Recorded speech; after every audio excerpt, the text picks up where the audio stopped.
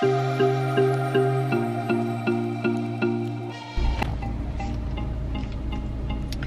y'all, excuse the car seat in the back. I wanted to take this time, hold on, let me clear it off. It's a little dirty. That's real personal, ain't it? Okay, so I wanted to take this time really quick and do my quick little brief review. This is something I'm gonna start looking forward to doing. If you ever, I'm a hairstylist. If you've ever been to my shop, I work in salon loss. I'm not sure if you're familiar with that chain, but a lot of them are suites with an open roof. I personally chose to use a flex space, which has a enclosed ceiling, and I'm able to have a television. I bought a smart TV and I'm able to watch any and everything I want to watch. I say all that to say, I watch so much TV because I get to do it while I'm at home, and there's always so much dialogue around it. And I was like, how cool would it be to segment onto my YouTube channel just reviews with Jasmine about movies, TV shows, you name it. So the movie that I'm discussing today, the topic of discussion is Fatal Affair with Nia Long, Omar Epps, the fine guy from Jesus, being Mary Jane. I am over the moon about this movie. Of course, we've heard mixed reviews and things like that, and let me be the first to say this. I feel like black people are so critical of black work, right? And what I mean by that is we watch movies, TV shows. Think about it, for example, Tyler Perry, with this expectation of everything just being amazing, I guess, right? Like, we're so quick to criticize and judge it like, oh, it sucked, it was trash, whatever. Okay, I want to pose this. Maybe a lot of black movies are predictable to us and are expected because we are black, right? And it's like, we already know how shit goes. Maybe somebody of a different culture or race could watch a movie that we feel like is predictable and it is totally new to them. So keep that in mind.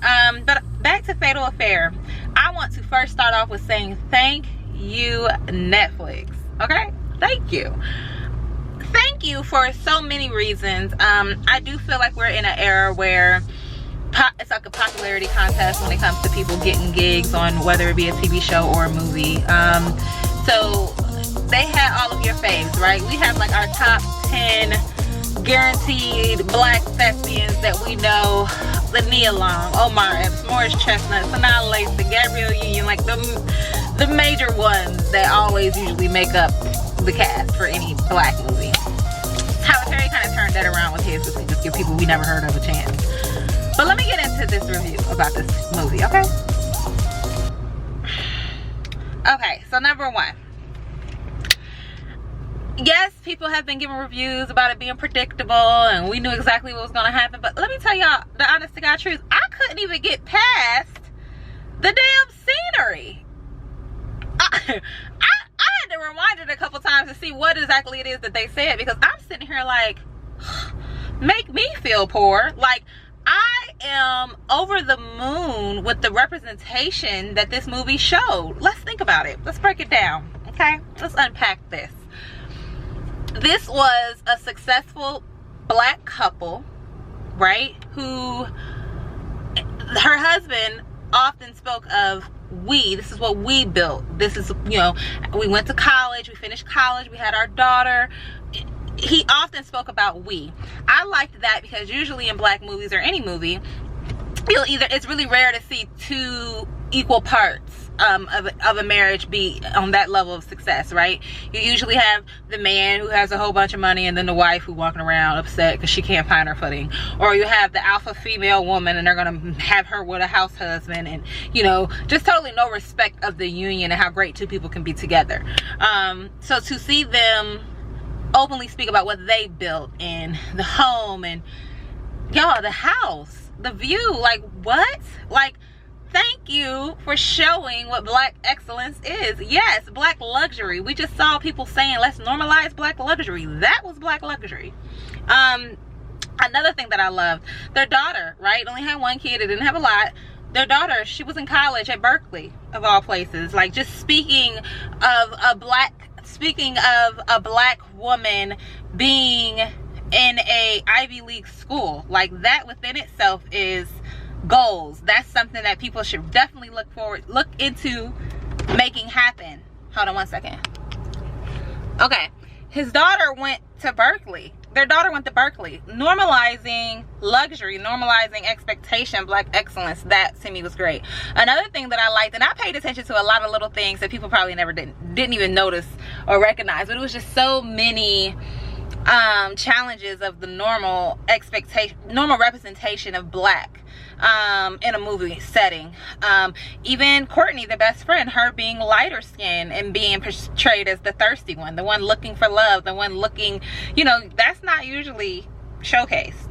But even the daughter, like, she didn't walk in like, oh my god, this is the best thing ever. She was like, my room kind of pink. Like, they showed her as the privileged, even though I don't think black people can be privileged, but you could tell that that type of luxury, that type of lifestyle is the norm for her. And then for them to reply, oh, we'll change the room for you, and maybe if you come see the private beach, you'll be sold. And it's like, damn, like, yes, loved it.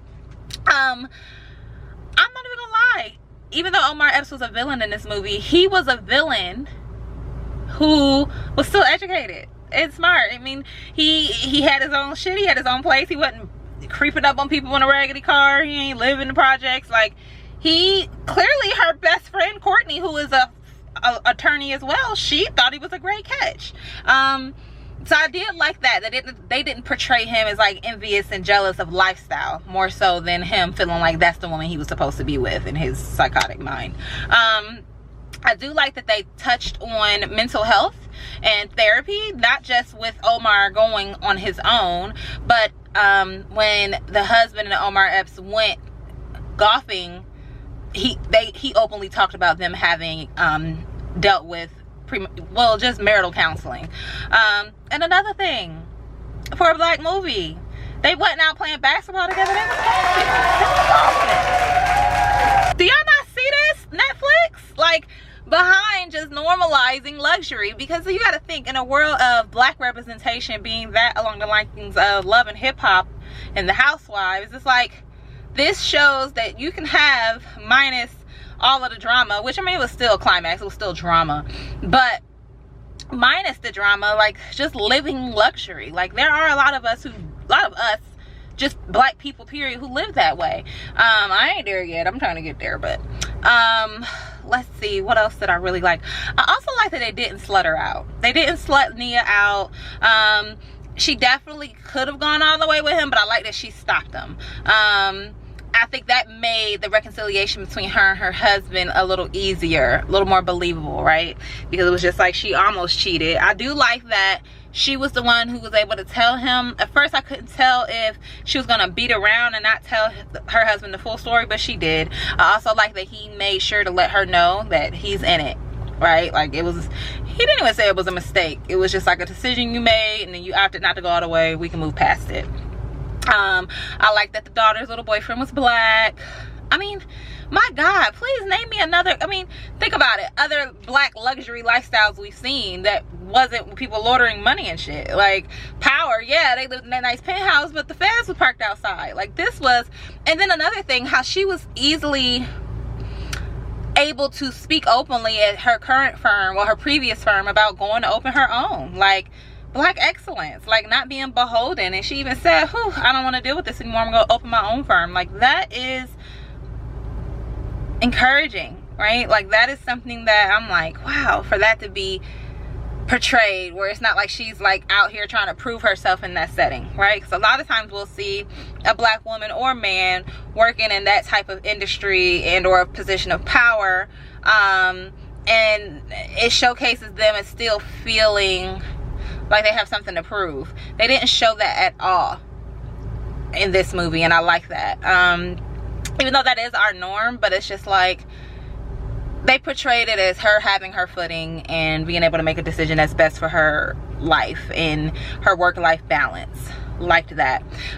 Aside from, I wish they would have gave me a little bit more as to what happened for them to have a disconnect, for Omar to even become an issue, right? We knew that her husband had gotten into an accident, so we saw he was taking pills, so maybe he was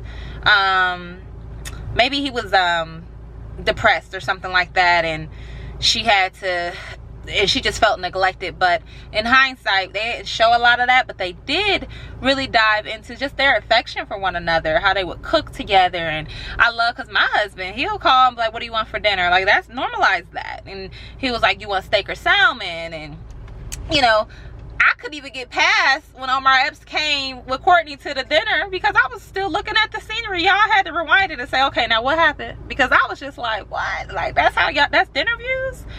Jesus. Like, I just need to see more of that. Another thing that I thought was funny was his wife, Deborah, the one that he killed, the white guy that she was dating.